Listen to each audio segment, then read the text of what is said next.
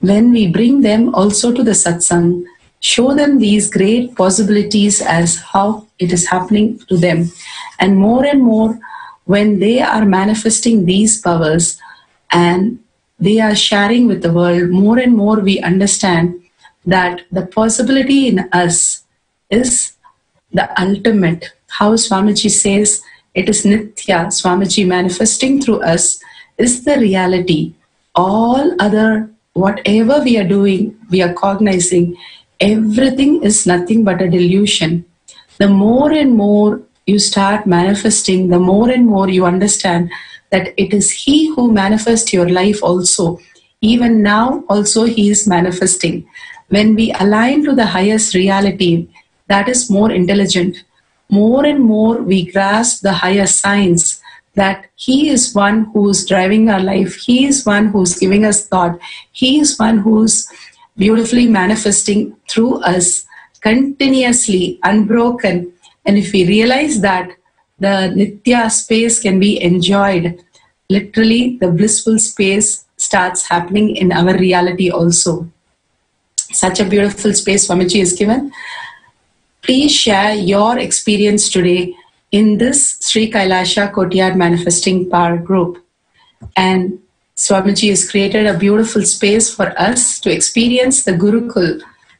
If you have your kids to experience these great truths and manifest more powers, please enroll them into the tiny link, tinyurl.com/enlightened kids. Every weekend all over the world, so many places, we have 200 places where these possibility can happen. So it can be for your kid, your family also.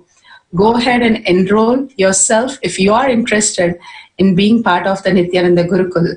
It's just a couple of hours a week.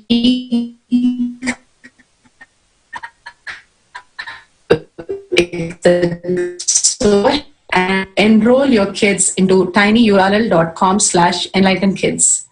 Such a beautiful space Swamiji is giving us again and again, feeling the beautiful oneness. Let's surrender all these great truths and this powerful cognition and power manifestation to Swamiji's lotus feet. More and more when we are in the prayerful space and more we continuously keep talking to Swamiji and surrender everything to Swamiji's lotus feet, we empower ourselves more and more to be in the reality. So with a deep gratitude and prayerful space, request Swamiji to make this as your existential reality, living in the Nitya space. And with that, visualize Swamiji in your third eye, and let's end with the Purna Mantra. Om Purnamada Purnamidam Purna Purnamudashyate Purnasya Purnamataya Purnamevavashishyate. Om Shanti Shanti Shanti. Hari Om Tat Sat Sarvang Bhagavate Sri Nithyananda Paramashivam Padukarpanamastu. Om Nithyanandam. Thank you so much, Nithyananda. Don't forget the satsang and power manifestation every day. The Charya Pada, being in the satsang, being in temple with your friends and family, and in Sangha, Linga and Guru, experience the ultimate. And Yoga Pada, every day few minutes of yoga, and Kriya Pada, the beautiful puja, the Nitya Puja, to offering to the Linga, the Atma Linga, as how beautiful Swamiji has given us the greatest gift. Every week he has the program. And enroll your friends and family, different groups, ask them to come and experience just the glimpse of how you're experiencing the great reality. And the ultimate, the Jnana Pada, manifesting Swamiji himself as power manifestation. Thank you, Nithyanandam.